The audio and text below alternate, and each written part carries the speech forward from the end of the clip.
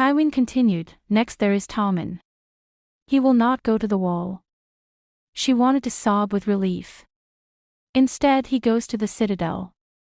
It is his choice, no one else's. The boy seems very certain about the fact that he wants to go there. My grandson will learn to shovel raven dung and one day wipe the snotty noses of the pestilential children of whatever minor lordling he is sent to be Maester to. And around his neck will be the chain he will forge, and one of the links on that chain will be made of cat hair, because at the Citadel he will become an expert on what he calls kitties. Are you not proud of him? Father leaned forwards again. There are smallfolk in the smallest part of the Westerlands who know that you do not breed cattle siblings together, as you can inbreed your way to imbecility. The Targaryens tried it, and look how they ended up: a shrieking lunatic obsessed with wildfire, whilst his sons were a fool whose obsession with prophecies ruined the dynasty, and a lunatic who tried to sacrifice his own sister in a blood magic ceremony that led to his death.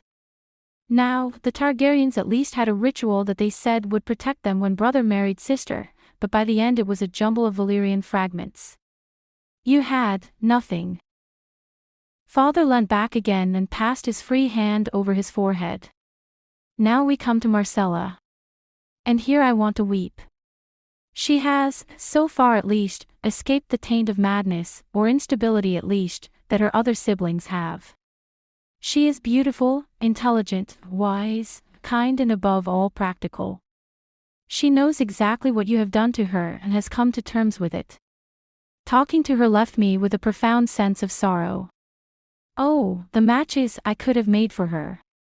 The heirs of great houses would have beaten a path to our doors when they discovered what she is like. A look of profound fury was directed at her. And now, nothing. She knows that her future no longer glitters, but is cloudy and dull. Knows that all too well. Her dream of marrying handsome, clever, brave Robb Stark is gone. Instead, she has told me that knows that she will have to make do with whoever I can find. Her only request is that he be kind to her. I will honor that request. Silence fell in the room for a long moment. And now let us turn to Jaime, Father snapped suddenly, making her jump a little. You have done something here that I could not. I have been trying and failing for years to get him out of that damn white cloak of his.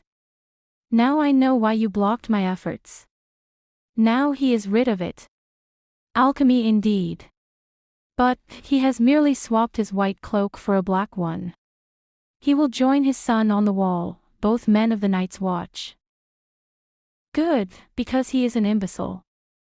I really could have gotten him out of that white cloak years ago if he had told people the true reason why he killed Aerys Targaryen. He did not do it to curry favor with Robert, oh no.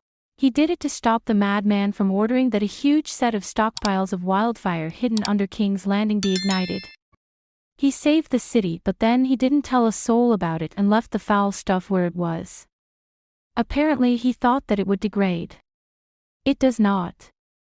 It matures. There's a cache under the Red Keep even now. Jaime wrote his confession after being told of all this and left for the wall first thing this morning. She found herself going pale. Wildfire. Under the Red Keep.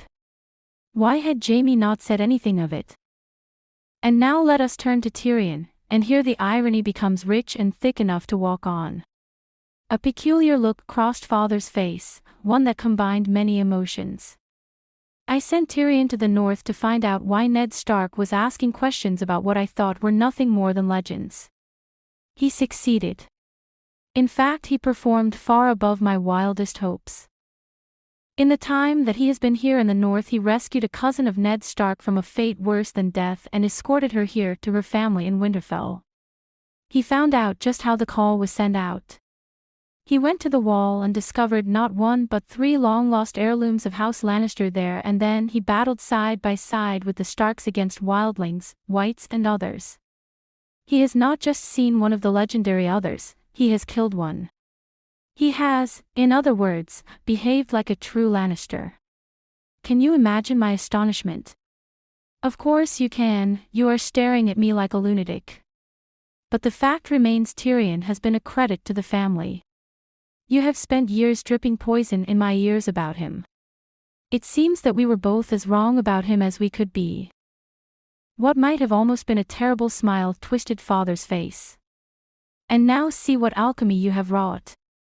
Tyrion, the dwarf's son I have despised for so long, is now my heir. He will inherit Casterly Rock. The decision is made, the die is cast. It's Tyrion or no one. No. No. No. It could not be. Casterly Rock could not be that disgusting dwarf's inheritance. It was wrong. Wrong, beyond words. She almost reeled in her chair. No. There had to be a way around this. Perhaps, she thought of her earlier thoughts, and what father had said of Joffrey, and a solution sprang into mind. She licked her lips, turned to father. But then father just looked at her and the words once again died unsaid on her lips. I know, father. He looked at her for a long moment and then seemed to sigh.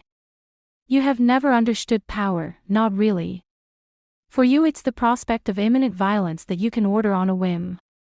But the truth is that it's more nebulous than that at times. Varys once told me that it's a shadow on a wall. A neat turn of phrase but wrong as well. No, power is something else. It's based on reputation.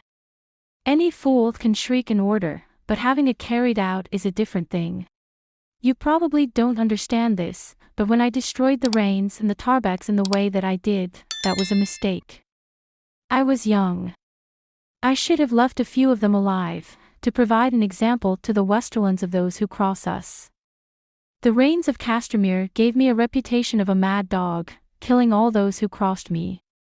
I had to work hard after that to change what the lords of the Westerlands thought of me. It took years of governing wisely, adjudicating disputes carefully and even-handedly. I had to prove myself a just and wise ruler, and then again as Hand of the King. And when I gave my word I meant it. I proved it. I made a name for myself in ruling justly. That was real power.